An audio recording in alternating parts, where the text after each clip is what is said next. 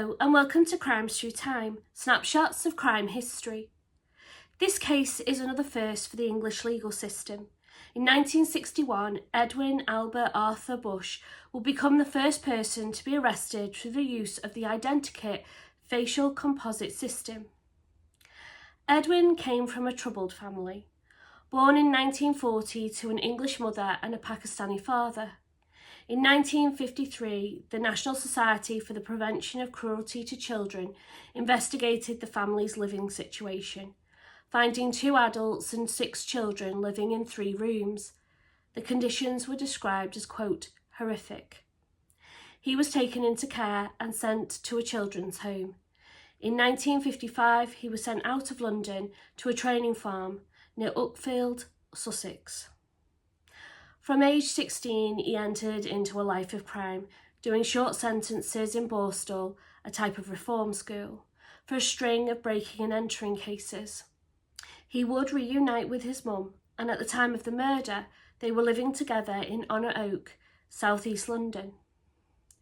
On the 3rd of March 1961, around 12:30 in the afternoon, Lewis Miser arrived at his antique shop, located in Cecil Court off Charing Cross Road, in the West End of London.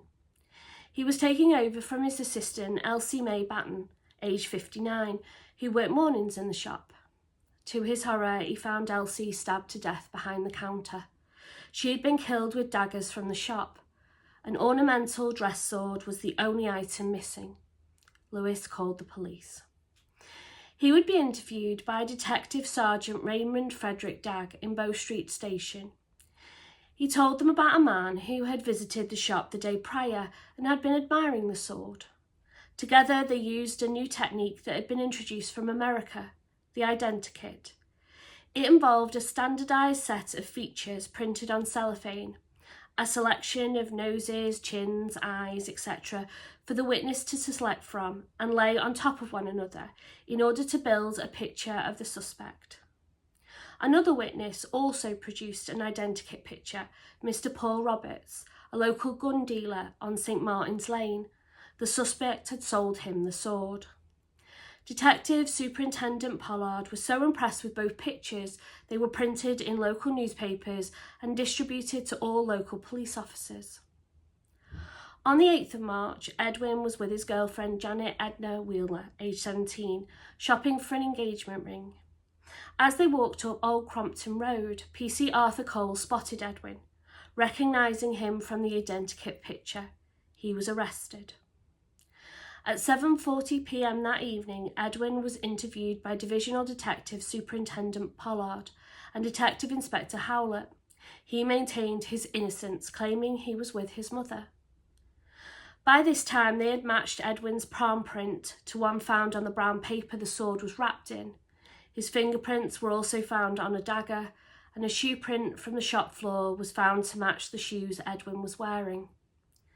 The police spoke with his mother, who, thinking she was helping, confirmed that Edwin had left home at 7:30 a.m. that morning to go to work, where she believed he had been all day.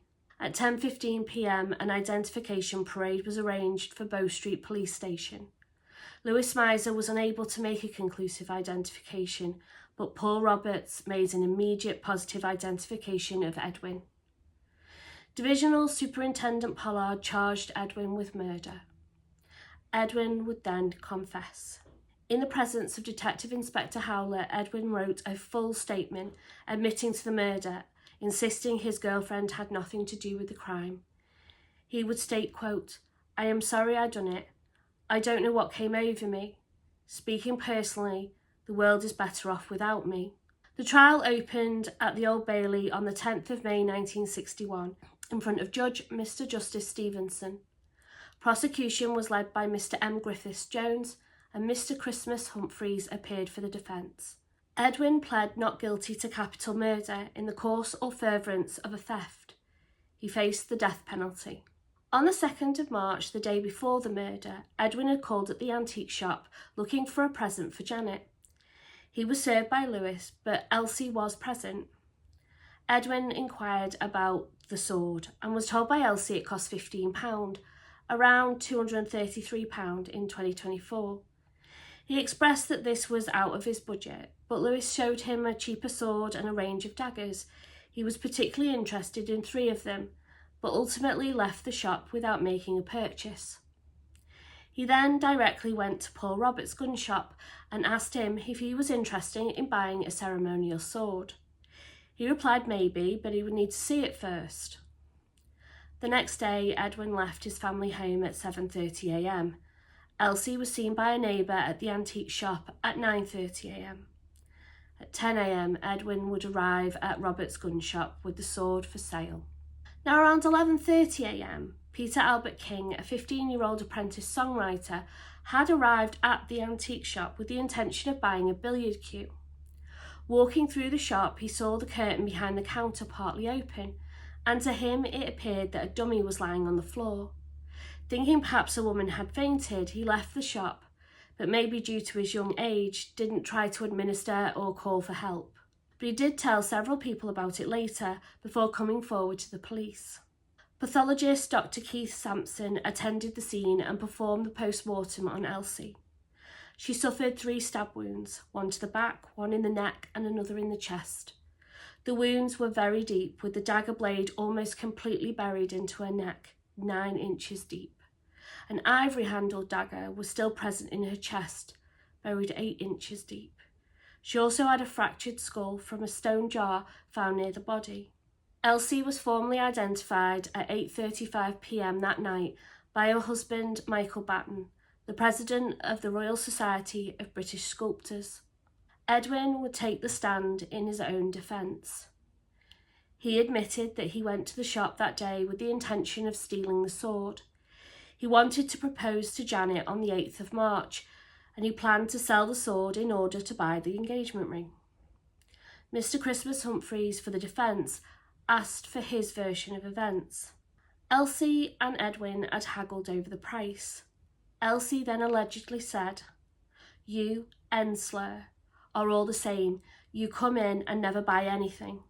Edwin was extremely sensitive to remarks about his skin colour. In response, he hit her with his fist and she fell to the floor screaming. He continued, quote, "I lost my nerve and I hit her with a stone jar. I can't remember much after that." Humphreys asked if he had stabbed Elsie. He replied, quote, "I must have done." For the prosecution, Mr. Griffiths-Jones asked Edwin if he disputed stealing the sword after the attack on Elsie. He said he did not, essentially admitting that the murder occurred during a theft. Just like Ronald Marwood, who killed a policeman during a gang brawl, I will link that video in the description. Edwin would face the death penalty under the Homicide Act 1957, which defined capital murder as those unlawful deaths that occurred under very specific circumstances. For Ronald, a policeman in the course of his duty; for Edwin, murder in the furtherance of a theft. The jury of 10 men and 2 women took just 2 hours to find Edwin guilty of capital murder. The judge told Edwin, quote, "The jury reached the only possible verdict in the case," and then he handed down the only possible sentence, one of death. An appeal was lodged on the 17th of May in the Court of Criminal Appeal. The Lord Chief Justice, Mr. Justice Ashworth, and Mr. Justice Salmon heard the case on the 13th of June. The Crown was represented by Mr. Alistair Morton, and Mr. Christmas Humphreys appeared again for Edwin.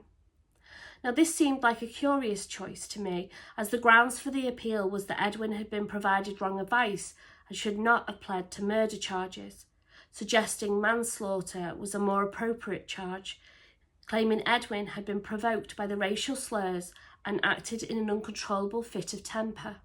The Lord Chief Justice would announce the court's ruling. They could not look past the theft of the sword. After committing a violent murder in a fit of uncontrollable rage, Edwin had then calmly stolen the sword and immediately went to find a buyer. They also noted that when he visited the shop the previous day, he had examined the daggers and that 3, that would then become the murder weapons, were put aside on top of a pile of knives, which to them hinted to premeditation. Now for me that might have been a bit of a reach. He certainly moved the daggers, but it's equally as likely that he intended to steal them too, or use them as a weapon to threaten Elsie had she not complied during the robbery. Let me know what you think. They ruled the judges summing up was fair and there was ample evidence to support the verdict, and the appeal was dismissed. On the 4th of July, the Home Secretary announced he was unable to recommend a reprieve for Edwin. The death sentence was carried out on the 6th of July 1961 by Harry Allen. Edwin would be the second to last person to be executed in London and the last person to be hanged at Pentonville Prison.